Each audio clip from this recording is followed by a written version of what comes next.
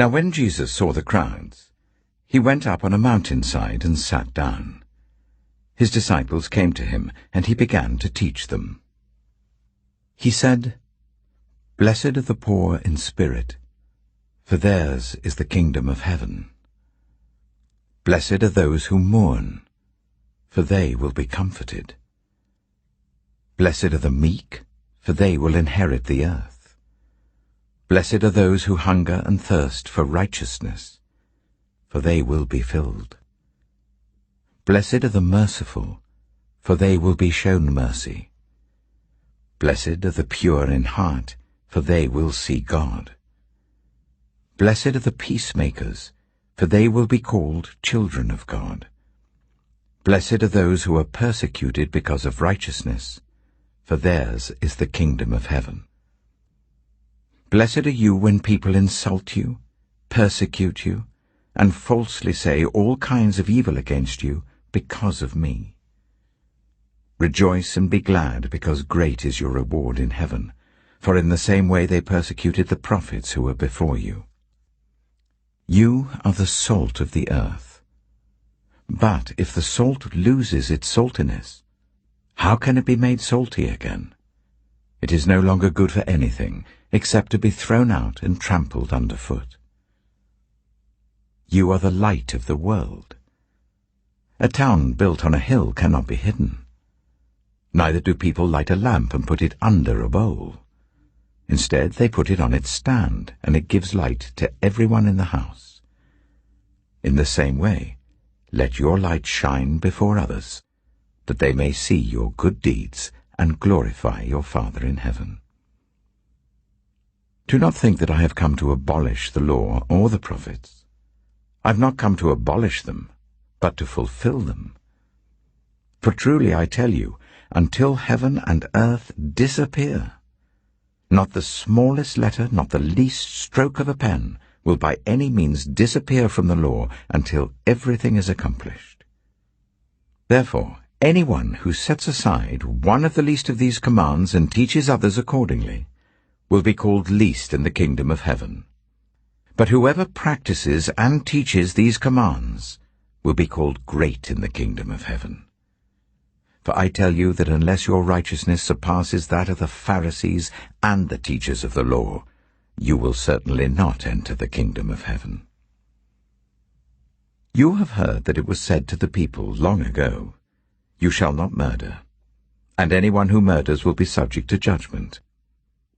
But I tell you that anyone who is angry with a brother or sister will be subject to judgment. Again, anyone who says to a brother or sister, "Raka," is answerable to the court, and anyone who says, "You fool," will be in danger of the fire of hell. Therefore, if you are offering your gift at the altar and there remember that your brother or sister has something against you, leave your gift there in front of the altar. First, go and be reconciled to them. Then come and offer your gift. Settle matters quickly with your adversary who is taking you to court. Do it while you're still together on the way, or your adversary may hand you over to the judge, and the judge may hand you over to the officer, and you may be thrown into prison. Truly I tell you, you will not get out until you have paid the last penny. You have heard that it was said, "You shall not commit adultery." But I tell you that anyone who looks at a woman lustfully has already committed adultery with her in his heart. If your right eye causes you to stumble, gouge it out and throw it away. It is better for you to lose one part of your body than for your whole body to be thrown into hell. And if your right hand causes you to stumble, cut it off and throw it away. It is better for you to lose one part of your body than for your whole body to go into hell. It has been said, anyone who divorces his wife must give her a certificate of divorce. But I tell you that anyone who divorces his wife except for sexual immorality makes her the victim of adultery, and anyone who marries a divorced woman commits adultery. Again, you have heard that it was said to the people long ago, Do not break your oath, but fulfill to the Lord the oaths you have made. But I tell you, do not swear an oath at all, either by heaven, for it is God's throne, or by the earth, for it is his footstool, or by Jerusalem, for it is the city of the great King. And do not swear by your head, for you cannot make even one hair white or black. All you need to say is simply yes or no. Anything beyond this comes from the evil one. You have heard that it was said, eye for eye and tooth for tooth.